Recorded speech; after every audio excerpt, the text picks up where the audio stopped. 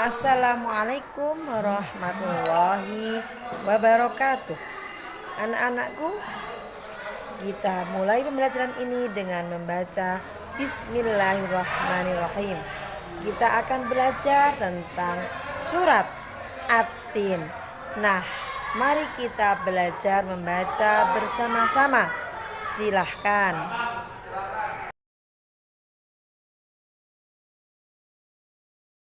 Bagaimana kabarnya anak-anak yang soleh dan solehah? Semoga kalian semua tetap dalam keadaan sehat dan selalu dalam lindungan Allah Subhanahu wa Ta'ala. Kembali lagi kita belajar dari rumah untuk mata pelajaran Pendidikan Agama Islam dan Budi Pekerti Sekolah Dasar. Bagi kalian yang belum subscribe, silahkan tekan tombol subscribe terlebih dahulu dan silahkan absen dengan cara tulis nama dan asal sekolah kalian di kolom komentar. Terlebih dahulu, mari kita berdoa kepada Allah Subhanahu wa Ta'ala agar diberi kemudahan dalam belajar dan mendapatkan ilmu yang bermanfaat. Bismillahirrahmanirrahim. Raditu billahi rabba wa bil islami dina wa bi Muhammadin nabiyya wa rasula. Rabbi zidni ilma warzuqni fahma. Amin. Anak-anakku yang soleh dan solehah, setelah kemarin kita belajar membaca surat At-Tin, pada pertemuan hari ini kita akan belajar kandungan dari surat At-Tin. Pada ayat yang pertama, Wattini wazzaitun. Tin adalah buah yang enak dan lembut serta cepat dicerna. Ia menjadi obat yang banyak manfaatnya, memperhalus fisik, mengencarkan dahaga, membersihkan ginjal, menghancurkan batu pada saluran air seni, menggemukkan badan, dan dapat melonggarkan rongga hati dan limpa. Sedangkan zaitun adalah buah yang memiliki keistimewaan karena kandungan minyaknya yang berlimpah sehingga dapat dipergunakan di daerah yang kurang memiliki minyak. Pada ayat yang kedua, Waturi Sinin, Gunung Sinai. Gunung Sinai terletak di semenanjung Sinai. Gunung ini juga dikenal dengan nama Jabal Musa atau Gunung Nabi Musa, karena di tempat ini Nabi Musa menerima wahyu pertama dan diangkat menjadi Rasul. Pada malam Mi'raj, Rasulullah SAW berhenti sebentar di tempat ini dan melaksanakan sholat sebagai penghormatan beliau pada kesucian tempat tersebut. Kemudian pada ayat yang ketiga, Wahadzal baladil amin. Kota yang aman adalah kota Mekkah. Kota ini disebut dengan kota yang aman karena siapapun yang memasukinya terjaga keamanan dan keselamatannya.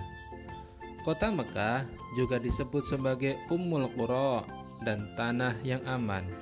Kota ini banyak menyimpan sejarah sejak zaman Nabi Ibrahim alaihissalam.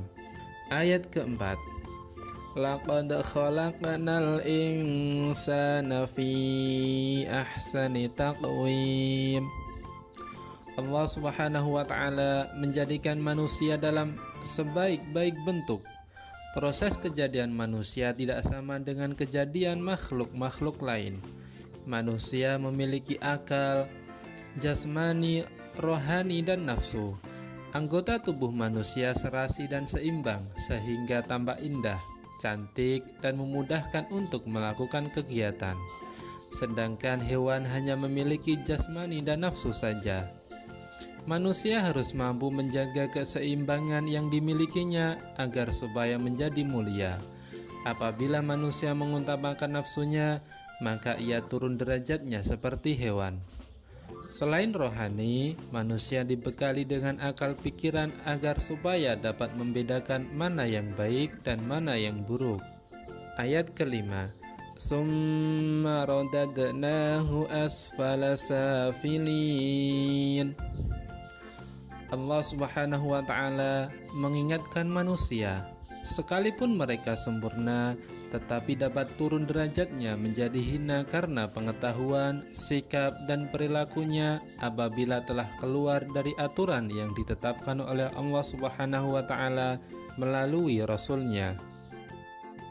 Kemudian ayat yang ke-6, illalladzina amanu wa amilus solihati falahum ajrun ghairu mamnun. Orang-orang yang tidak pernah hina adalah mereka yang beriman dan melaksanakan amal saleh. Orang yang demikian itu akan selamat dari kehinaan dunia dan akhirat. Contoh beriman dan beramal saleh adalah beribadah kepada Allah Subhanahu wa Ta'ala, gemar bersedekah, dan ikhlas menolong, serta masih banyak amal-amal saleh lainnya. Ayat ke-7, fama yukadzibuka ba'du biddin. Pada hari kiamat nanti ada hari pembalasan terhadap perbuatan manusia yang baik dan buruk. Manusia seharusnya tidak meragukan adanya hari pembalasan karena Allah Subhanahu wa Ta'ala sudah menunjukkan bukti-buktinya. Allah Subhanahu wa Ta'ala memberikan akal kepada manusia untuk berpikir tentang ciptaannya dan hati untuk merasakan iman. Pertanyaan Allah Subhanahu wa Ta'ala itu untuk mengingatkan adanya hari kiamat agar manusia tidak lupa dan lalai sehingga terjerumus dalam dosa dan kehinaan. Ayat ke-8,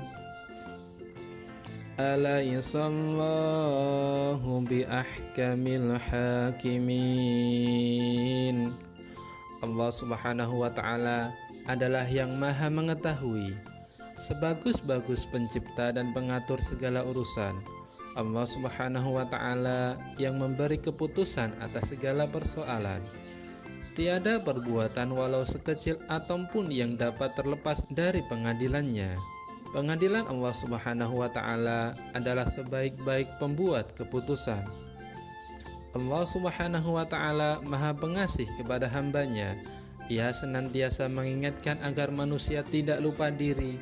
Jika ternyata manusia masih melakukan dosa, maka karena keadilannya manusia akan menanggung akibat dan pembalasan atas dosanya itu.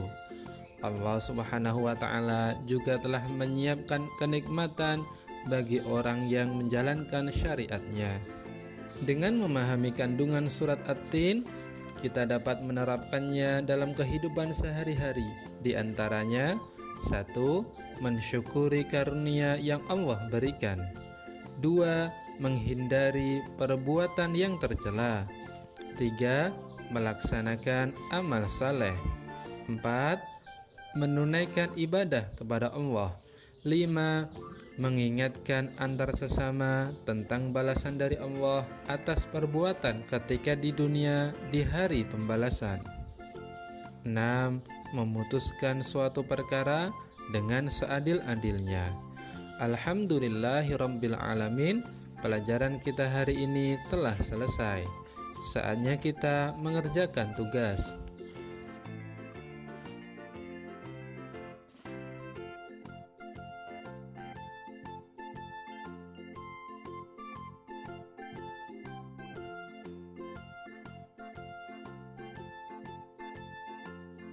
Selamat mengerjakan dan tetap jaga kesehatan. Mari kita akhiri dengan berdoa. Subhanakallahumma wa bihamdika asyhadu an la ilaha illa anta astaghfiruka wa atubu ilaik. Wassalamualaikum warahmatullahi wabarakatuh.